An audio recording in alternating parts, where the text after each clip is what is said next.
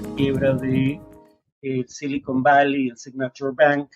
y cómo, pese a lo anunciado por el presidente Biden, aquí sí podría decirse que hay un problema de daño moral. De un lado, digamos, extendió la cobertura del seguro de depósitos a depósitos que no estaban cubiertos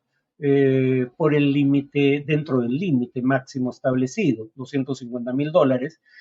y que precisamente porque superaban los $250,000 no necesariamente habían pagado las comisiones necesarias para estar amparados por el seguro de depósitos. Entonces, depositantes, digamos, corporativos, con grandes recursos, que depositaban sumas bastante superiores a $250,000, sin haber hecho una gestión de riesgo adecuada al momento de decidir qué hacer con su dinero, de pronto se ven beneficiados por un seguro de depósitos por el cual no habían pagado, un servicio por el cual no habían pagado. Lo mismo respecto a algunos bancos medianos que se beneficiaron de préstamos de la Reserva Federal, es decir, el Banco Central de los Estados Unidos, y que solo tenían como que presentar como colateral, o en todo caso presentaron como colateral activos tales como bonos del Tesoro que la Reserva Federal recibía como garantía de pago a su valor nominal, pese a que esos activos tenían un valor de mercado significativamente inferior al valor nominal. Aquí también podría decirse que había un subsidio implícito. Por eso se dio la paradoja de que ahora cualquier cosa que pueda poner en riesgo la estabilidad del sector financiero, incluso si se origina en bancos medianos y pequeños, implica un riesgo sistémico y por ende la necesidad de una intervención del Estado. Como decía un ejecutivo bancario, el banco Silicon Valley no representaba un riesgo sistémico en vida, pero sí lo representó en su muerte. Ahora, digamos, la conclusión obvia parecería aquí que se cometió un grave error. Claro, no fue un error porque hubo grupos de interés detrás del cambio de legislación, pero fue un error en retrospectiva cambiar la legislación conocida como Dodd-Frank para disminuir los requisitos para bancos medianos y pequeños, que, digamos, no tienen las mismas exigencias en materia de capitalización y pruebas de estrés que sí tienen los bancos grandes, porque se presumía que al ser bancos medianos y pequeños su quiebra no podía implicar un riesgo sistémico. En tanto implicó el problema a un gran número, como explicamos en el podcast pasado, de bancos medianos y pequeños, terminó representando un riesgo sistémico imprevisto. Y aquí el tema fundamental es que estos riesgos sistémicos imprevistos probablemente sean más frecuentes en el futuro porque hay activos financieros relativamente novedosos que estuvieron en el origen de la crisis financiera de 2008 y que necesitan regulación porque son de una complejidad inmanejable. Básicamente estamos hablando, por ejemplo, de los llamados mortgage-backed securities, es decir, activos que tenían como garantía préstamos hipotecarios. Se hacía un pool de miles de préstamos hipotecarios y se emitían bonos con base en la garantía de este conjunto de miles de préstamos. Pero claro, la presunción aquí es que el tomar miles de préstamos dispersaba el riesgo, pero eso es cierto si asumimos que los préstamos eran préstamos estándar. Y ahora sabemos que eran muchos de ellos los llamados subprime, ¿no? Préstamos a prestatarios que no serían sujetos de crédito bajo condiciones normales. Por eso no hubo tal dispersión del riesgo. Lo que hubo fue más bien un ocultamiento del riesgo. Y si ya es difícil saber qué hay detrás de un bono que tiene como garantía los llamados mortgage-backed securities, que incluyen miles de créditos hipotecarios fundamentalmente, más difícil aún es saber que tiene un llamado Collateralized Debt Obligation, CDO. Los CDO tomaban cientos de MBS, Mortgage Backed Securities. Los Mortgage Backed Securities estaban amparados en miles de créditos hipotecarios en lo fundamental. Los CDO estaban amparados en miles de MBS, que a su vez estaban amparados, o cientos, que a su vez estaban amparados en miles de créditos, y se dividían en tramos con diferente perfil de riesgo. Se daba prioridad al momento de cobrar a ciertos bonistas, pero eso implicaba que tenían un menor retorno. Y luego los CDO, los Collateralized Debt Obligation, se convirtieron en CDO al cuadrado,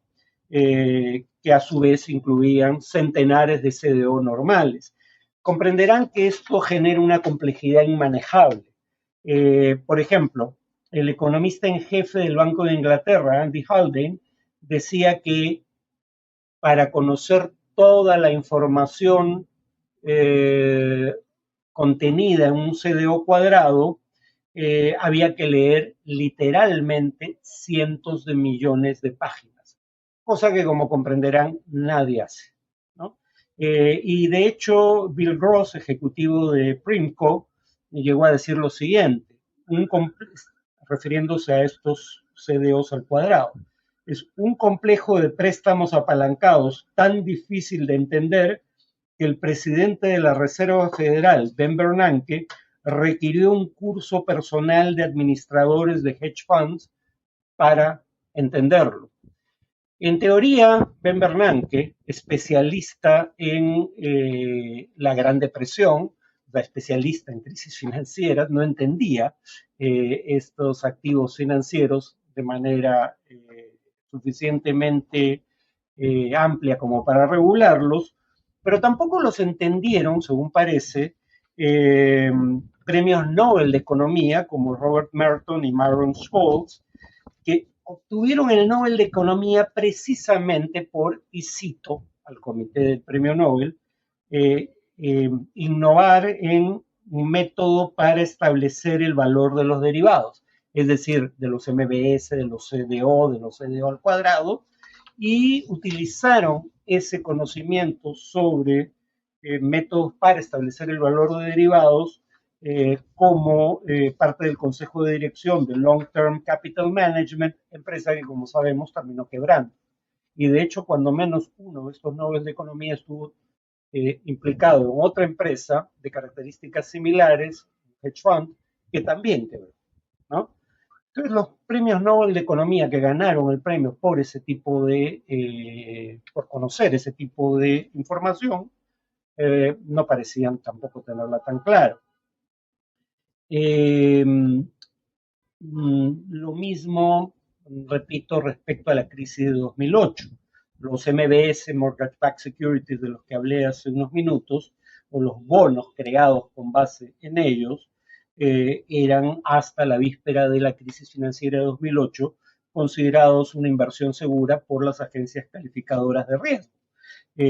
cosa que claramente no eran. Cuando se producen las quiebras y queda claro que estos MBS estaban basados en créditos subprime en una alta proporción, créditos que eran más riesgosos que la media, los directivos de las agencias calificadoras de riesgo, los bancos de inversión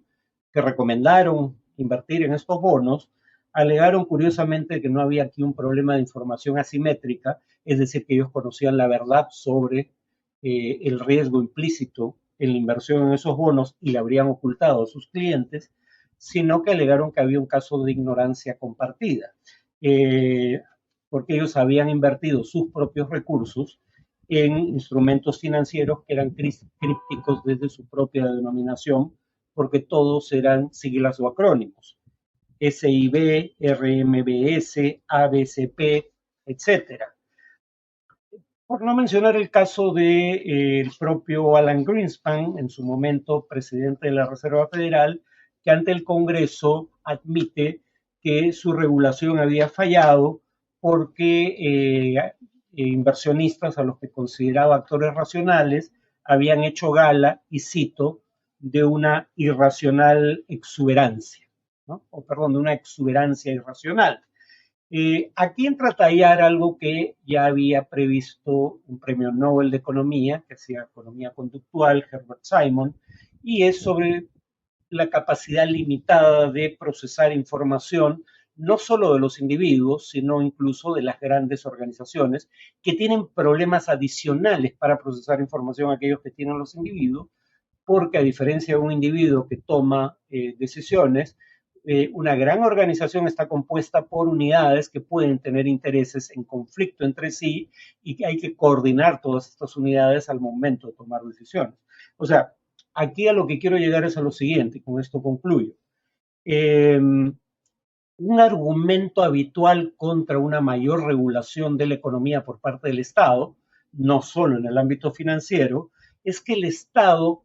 no puede conocer mejor que los actores involucrados en la transacción cuáles son las condiciones en las que ésta se realiza y cuáles son los intereses de los actores involucrados. Pero lo que estoy sugiriendo aquí es que una mayor regulación es necesaria, no porque el Estado conozca las circunstancias del mercado mejor que los actores privados, sino porque en casos como el de ciertos activos financieros, el grado de complejidad es tal que es virtualmente imposible saber con certeza el grado de riesgo que se corre al invertir en esos activos. Y en ese sentido, la regulación tendría aquí como propósito reducir la complejidad de estos instrumentos financieros al limitar el rango de acciones posibles.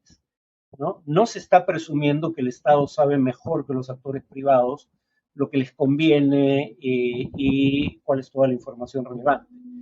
Más bien la presunción es que hay suficiente evidencia de que algunos de estos activos financieros son de una complejidad inmanejable y por ende lo que la regulación aquí debería hacer es reducir esa complejidad impidiendo cierto tipo de transacciones o de instrumentos financieros, cuando menos hasta que se pruebe que efectivamente son seguros. ¿Qué es lo que se hace, dicho sea de paso, todo el tiempo con las medicinas? Antes de que una medicina pueda ser vendida legalmente como un fármaco que cura determinada enfermedad, se exige, por ejemplo, que pase el tipo de pruebas experimentales por las que pasaron las vacunas para el COVID. Una vez que se demuestra que tienen el efecto terapéutico sugerido y que no tienen efectos secundarios graves, las medicinas pueden ser vendidas como fármacos legalmente aceptados. Bueno, esa es probablemente la lógica que habría que aplicar a instrumentos financieros que, como indicamos, ni siquiera Ben Bernanke parecía entender en su momento.